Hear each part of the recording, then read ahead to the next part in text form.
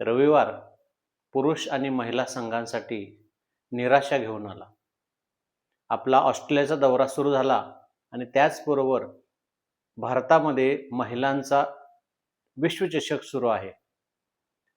आपल्या पहिल्या सामन्यातील पराभवाविषयी आपण बोललेलो आहे. हे अपेक्षित होतं, कारण टॉस हारल्यानंतर आपली परिस्थिती बिकट होणार हे गृहीत धरलं होतं.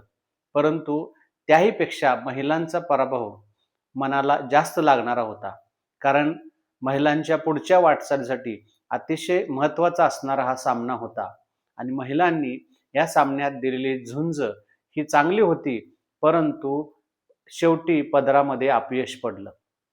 महिलांचा पराभव यासाठी आणखीन वेदनादायी ठरतो, कारण या विश्वचषकामध्ये ऑस्ट्रेलिया, दक्षिण आफ्रिका, इंग्लंड, भारत आणि न्यूझीलंड हे तगडे 5 संघ मानले जातात आणि यापैकी 4 संघ हे सेमीफायनलला जाणार आहेत.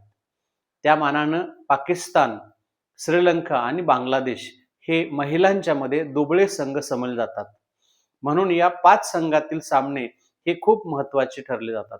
ऑस्ट्रेलिया, दक्षिण आफ्रिका आणि इंग्लंड यांनी अगोदरच आपलं सेमीफायनलचं तिकीट बुक केल्यामुळं न्यूझीलंड आणि भारत यापैकी एक जणांना आपला 4था नंबर लावण्याची संधी होती आणि त्यासाठी हा आपला इंग्लंड विरुद्ध सामना महत्त्वाचा होता.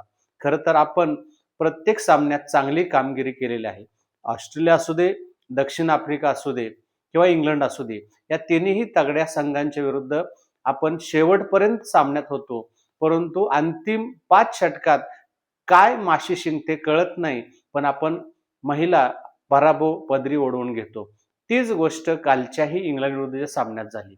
आता खरं तर आपले 2 सामने बाकी आहेत आणि पुढचा सामना आपला न्यूझीलंड बरोबर आहे.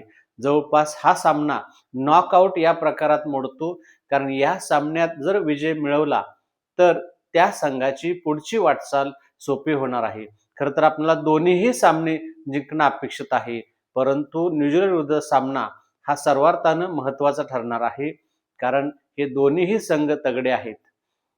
जर आपण या सामन्यात हारलो आणि शेवटचा सामना आपण जिंकला, तर मग जर तरच्या समीकरणात अडकण्यापेक्षा सरळ सरळ भारतीय महिलांनी पुढच्या 2 सामन्यामध्ये तगडी कामगिरी करून विजय मिळवणं सगळ्यात चांगलं आहे.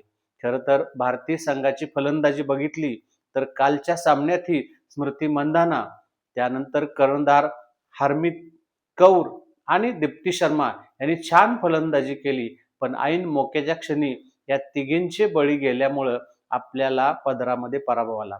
खरं तर आपल्या महिलांच्या क्रिकेटमध्ये फिनिशर अजूनपर्यंत भेटलेलं नाही, हे आपलं जुनंच दुखणं आहे.